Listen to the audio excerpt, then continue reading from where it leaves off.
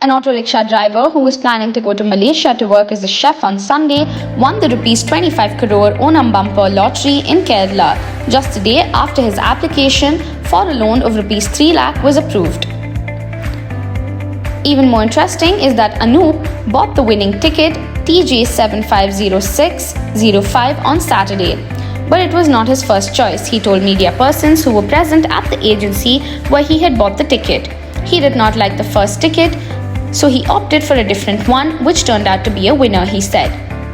He has been buying lottery tickets for the last 22 years and has won amounts ranging from a few hundreds to a maximum of rupees 5,000 in the past. Anup said, "I was not expecting to win and therefore I was not watching the lottery results on TV. However, when I checked my phone, I saw that I had won. I could not believe it and showed it to my wife. She confirmed that it was the winning number," he said.